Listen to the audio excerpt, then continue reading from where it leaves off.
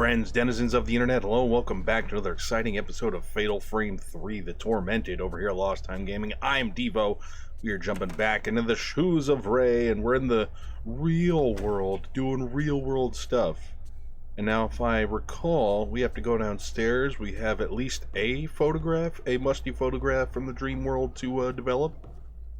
So, we should probably head into the old dark room in our negligee. Totally normal thing people do.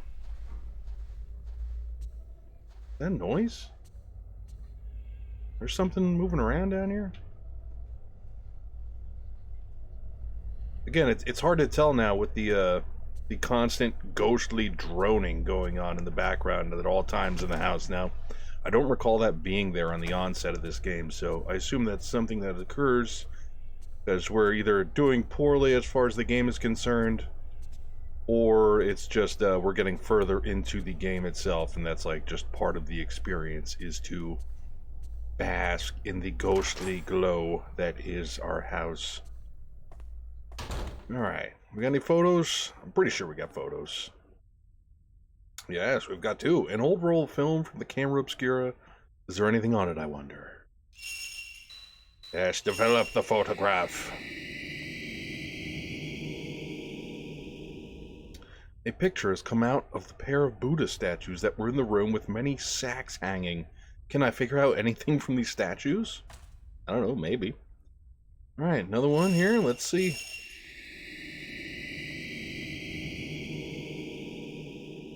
Ugh. An image has emerged of the woman who was on all fours beneath the floor. Can't see her face. Was she someone who had gone missing too? All the film has been developed. Cool. We definitely got like a journal entry, I want to say. Yep.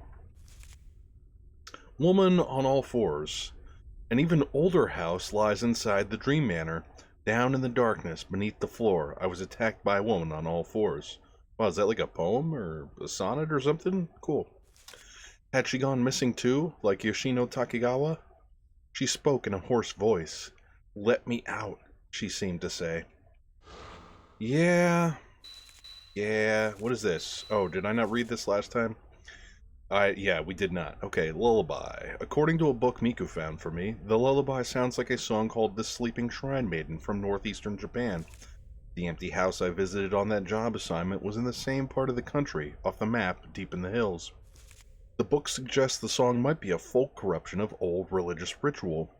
A ceremony to do with sleep. Could it be connected to my dream somehow? No, I'm sure it's totally just a coincidence, Ray. Just ignore it, it's fine. Okay.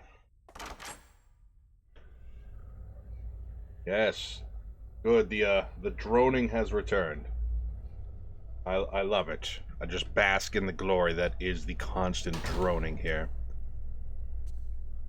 Alright.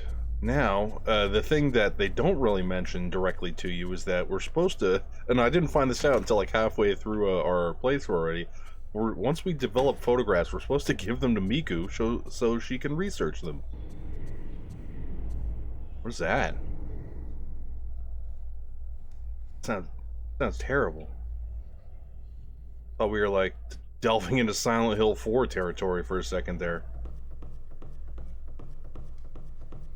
Yeah, if nothing else, the Fatal Frame games are always steeped in very good sound design. Map design, oh, I might have a few qualms about that, but sound design, always on point. Hey, Miku.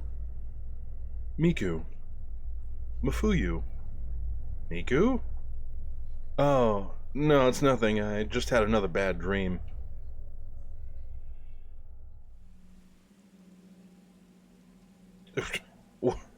Wait, what? It's daytime now? How does that work? Alright, well, let's go try and talk to Miku again, I guess. I didn't know that was gonna, like, end the evening.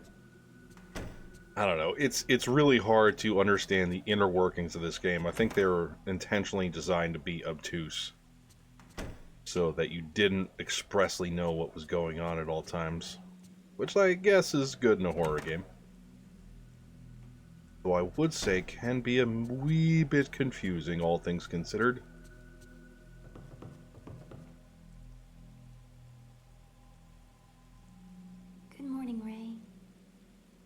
Good morning, Miku. Could you have done that any creepier? I don't think so, but if you want to give it another try, I'm cool. Ray? Here. Here you go, Ray. I thought this might have some connection to that photo of those tattoos. Ooh, lore. Tattoo folklore. This combination of snake and holly in this tattoo is primarily found in northeastern Japan. This design is chronicled in the old northeastern Japanese folktale, Tattoo Maiden. Oh, this is 12 pages long. Holy crap. Alright. Tattoo Maiden. A girl loses her lover, and before he fades from her memory completely, she takes the pain of her remaining love and imbues it in a holly tattoo. Yet the girl falls in love once more. Again, she loses her lover. She engraves a tattoo of her love into her body again. This time, she engraves a divine snake so her lover's spirit will arrive safely at the place of the gods. As the girl repeats love and loss, her skin grows filled with tattoos. She cannot tolerate the pain of the tattoos, and it takes its toll on her sanity. Meanwhile, her heart is eaten by the snake engraved in her soul. I just want to interject for a minute. Anyone scoffing at she couldn't take the pain of the tattoos, do yourself a favor and look up how ancient Japanese tattooing was done, and then try and kind of grasp that. I'm not going to explain it to you. It's pretty gruesome. This legend is widely known on the plains, but depending on the region, slight differences appear. In the mountains, the following changes can be found in the story. This is called the Tattoo Master. The Tattoo Master. The girl who lost her lover goes to the mountain master to relieve her pain, to confide in her. On hearing of the girl's pains, the master engraves the snake and holly on her own body and assumes the pain. The villagers, hearing of this, visit the master one after another to relieve their pains as well. Eventually, the master's entire body is covered with tattoos. She who took on so many pains gets trapped in sleep from the pain of the engraved tattoos and cannot wake. Finally, she is eaten by the tattooed snake. The story has one more version, this with an even more tragic ending. It's likely a story designed to teach a lesson. The Tattoo Master 2. The master covered in tattoos goes on as far as the tattoo holly in her eyes. Then her tattooed eyes turn to mirror and the pains engraved on the master are repelled back to the people who engraved them. In the end, every last person is eaten by the snake. The part about turning to mirror may come from how snake eyes were traditionally thought to resemble mirrors. Given the change in the story, it appears that when the Tattoo Master legend of the mountains spread to the plains, it became more fable-like. The story, with its priestess-like element of the master, was corrupted into a city girl's foolish love story. As far as the meaning of the snake and holly tattoo in this folktale, the holly tree represents the pain of love for the dead and pains of the heart. The snake is employed here in the divine sense, and its import seems to be tied into love and pathos for the dead that devours those including the girl and the master. Oh, that's great. Thanks, Miku. Thanks. I'll hold on to it. You added tattoo folklore to your file. You can ask me whatever you want, okay? Yeah, sure, Miku. Right after... It's raining again. Yes, thank you, Miku. It's raining again. The tattoo bruise. Every time I dream of the house, the bruise, the tattoo, gets bigger. I found a picture of a similar tattoo in a book of folklore. Snake and holly pattern. According to an old folktale, the tattoo represents the pain, holly, and longing of a girl whose lover has died. Like my longing for you. Yeah, that's great. Just think about that. That'll make it better. I'm sure that'll help things, Ray. Alright, Miku, I've got pictures. Is there something? Miku, I was wondering if you could research this photograph for me. Yeah. Thanks for all your trouble. I don't think that's how English works, but okay. Understood. I'll let you know if I find anything. And then I got another one. It's raining again. Yes, it is raining again, Miku. Very good. Lately, all I can think about is the past. Like back when I was a child. Oh, okay. We're just not gonna give her the... Oh. What? What was that? It's raining again. Okay, we're just not gonna give her the other photograph. Okay, that makes sense, I guess. I wasn't sure, but you know, here we are.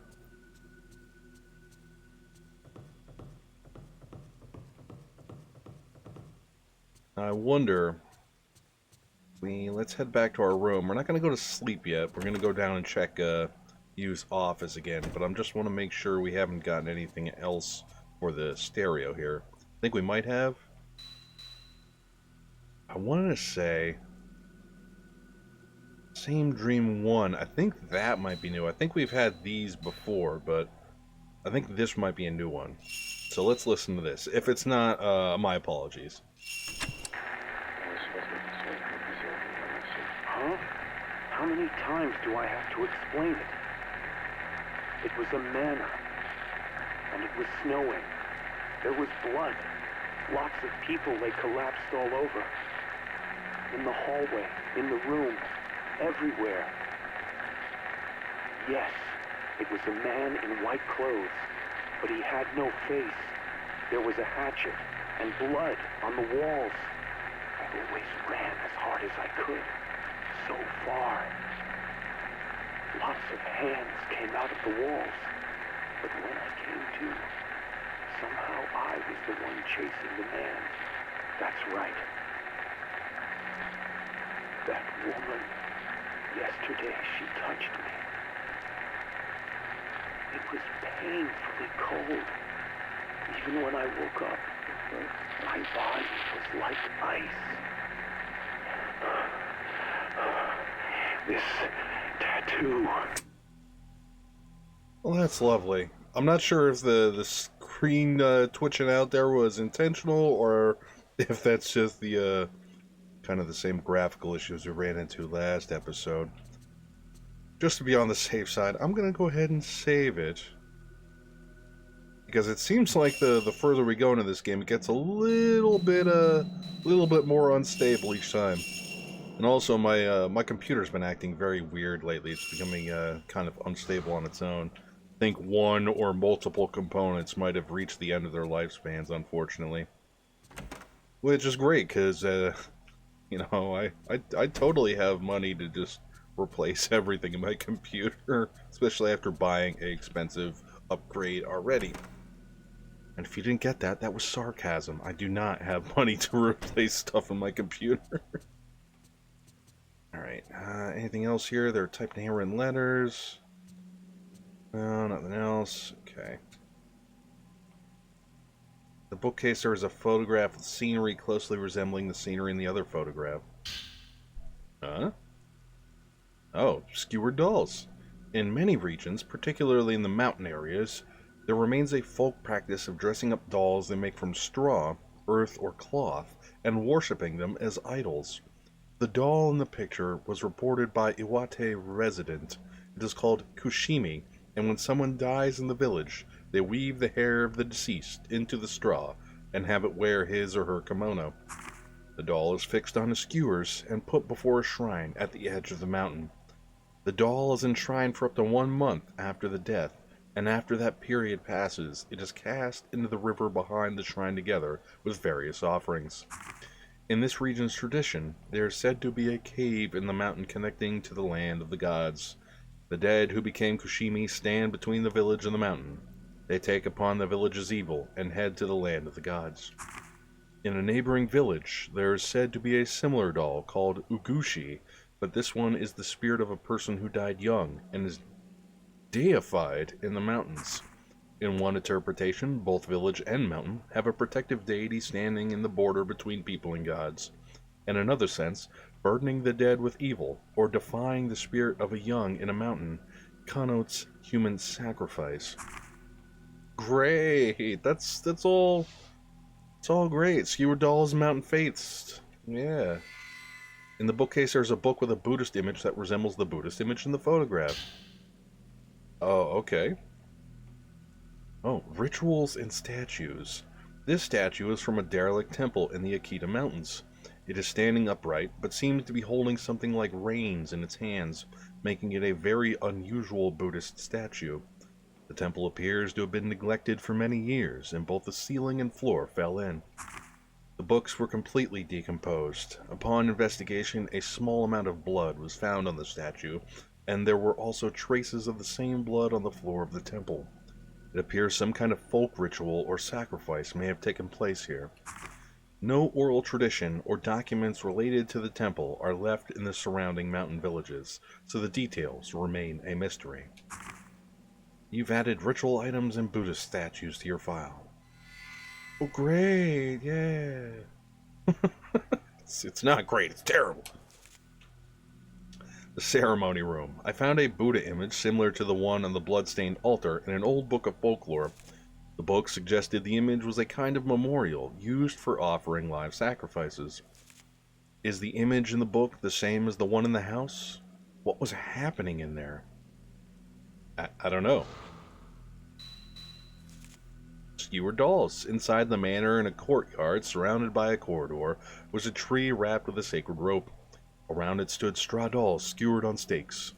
According to an old book on folklore, the practice belongs to an old folk cult.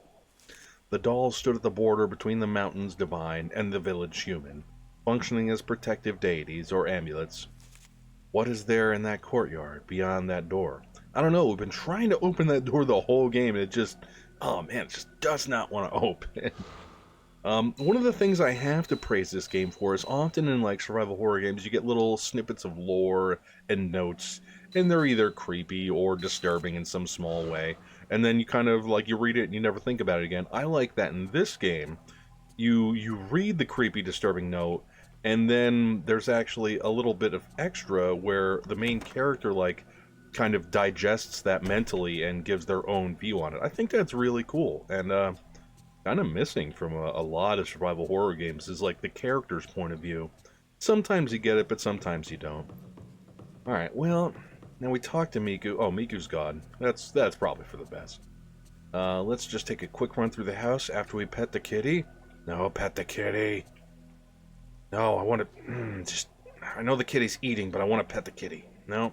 Alright, you're lucky, kitty. I'll pet you later. Giving the kitty a rain check, as it were.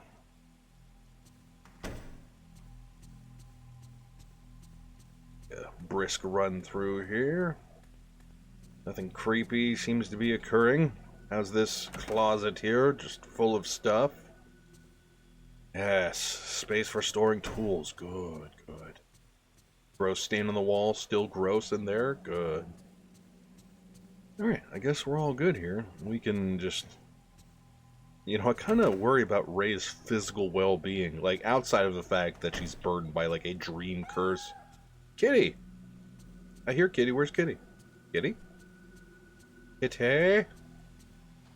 Oh, you're playing hide and seek, eh, Kitty? Okay. I'll find you. Yeah, apart from, like, Ray dealing with the dream curse, like, she's just, like, waking up and going immediately to sleep. It's just, it can't be good for you. Yes, I want to pet the kitty. I see Kitty. Let me pet Kitty. No? We're not petting the kitty? Yes, hello. Hi, Kitty. I'd like to pet you, but the game says otherwise. Maybe Miku's in a room? Oh, that's what Kitty wanted. There you go, Kitty. You can hang out with Miku now. It seems like you're having a lot of nightmares lately. Yeah, you're telling me. Are you alright? No, definitely not. It's raining again. It is raining again, Miku. Thank you for that lovely information.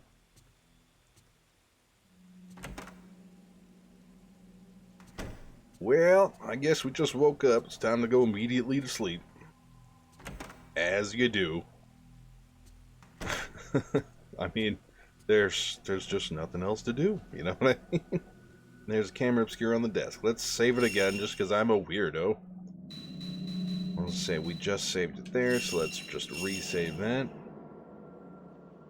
I guess, yeah, it's a little early to end an episode now, so I guess we'll just go to sleep.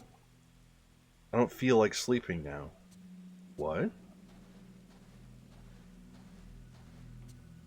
Huh. Well, that's kind of confusing.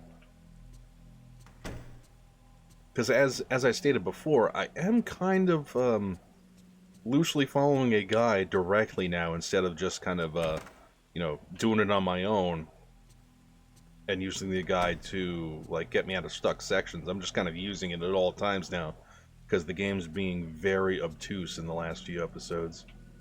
Cardboard boxes. Yep, can't sort through them because I'm mourning. I get it. I get it, Ray. Clothes, no. More stuff. Nope. Nothing there. About here?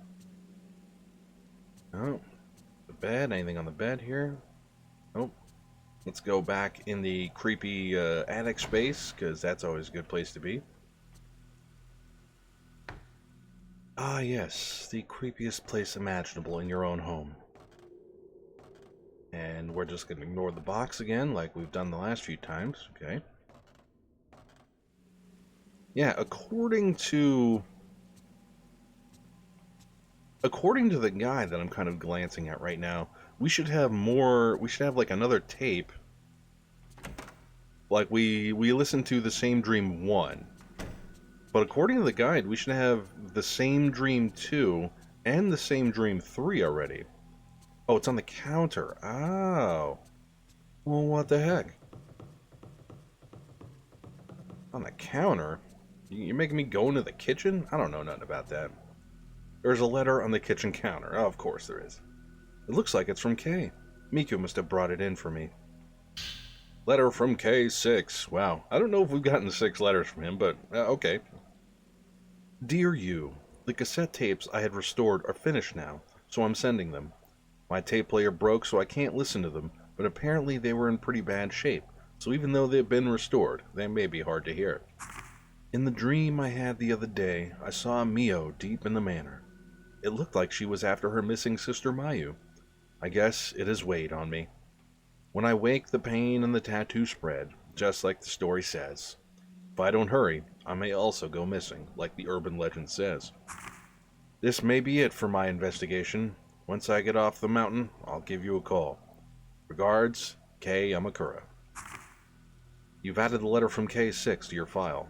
And you gotta keep in mind, those letters from K are addressed to you, not Ray. So, like, you don't take any comfort in the fact that, like, we have somebody trying to help us out. It's like a side thing where Kay is just trying to give you some information for, the line of work he's in. There are 2 old cassettes inside. Ah, here we go. Tape. The same dream too. The old-fashioned writing on the label reads testimony of persons having same dream. Testimony 2. Oh, and there's testimony 3. And there's the stuff off the counter. Good. Okay. Let's go listen to these totally not haunted or creepy at all tapes. I'm sure it will work out in our favor. Yeah, I'm kind of hesitant to go into the next night. Mostly because as I look over on the guide says Hour 8, the vacant dream. That's going to be, what we're going into. But then it says K Amakura, so we have another K section coming up, and I just don't want to. I just don't want to. We're going to, of course, but okay, let's listen to this. I'm sure this will be a barrel of laughs. Yes, I don't want to sleep ever again. There were a lot of people in the courtyard. The people, they were tying this person up with ropes, and then they wrapped them in white cloth. They were burying them, but it looked like the one being tied up seemed to be doing it voluntarily.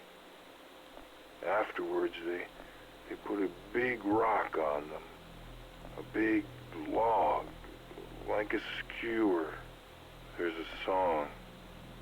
It's coming from inside the manor. Children are singing and laughing. At first, I saw my wife. I just wanted to see her one more time. I went inside. Oh, I'm so tired now. So tired. The snow. Are you sure you're tired and you're not totally drunk? Because it sounded like you were half in the bag. I guess I've definitely been there where not sleeping for X amount of hours or days like basically causes low-level hallucinations. So I can kind of see where he's coming from, but like, oh man, weird choice by the voice actor there. How about this one?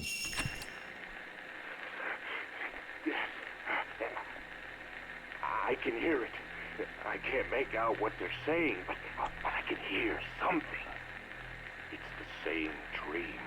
Wait, no, it's not the same. It's different somehow. All right, I'm going further in. They're calling me.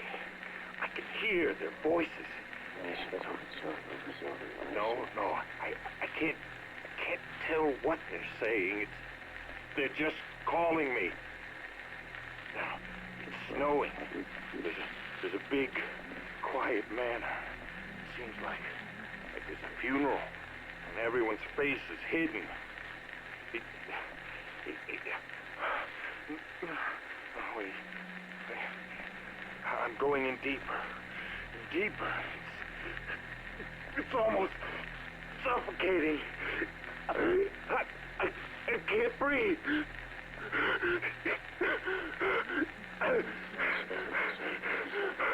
I didn't do anything. She did it. No. It can't be. Help, it's not me. It's not my...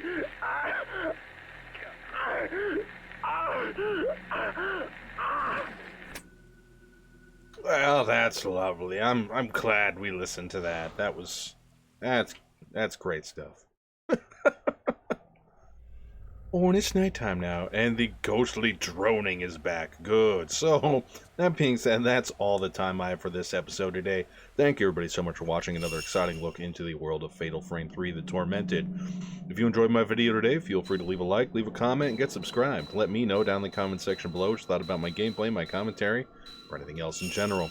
That being said, before I let you go, just a couple of points I want to hit you with. I finally did pick up Fatal Frame 4, so we can do that whenever we finish this. A note about Fatal Frame 4, unfortunately, it has no English dubbing.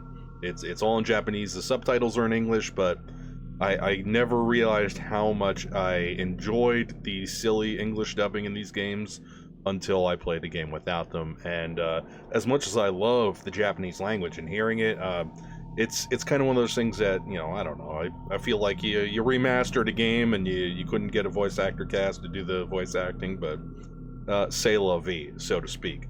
That being said, I think that's all the points I had that I wanted to give you. Oh yeah, look forward to the next episode in this series, because we're getting back into the shoes of K, which means bad stealth and more bad stealth. That being said, thanks for watching, and as usual, I'll catch you all on the flip side.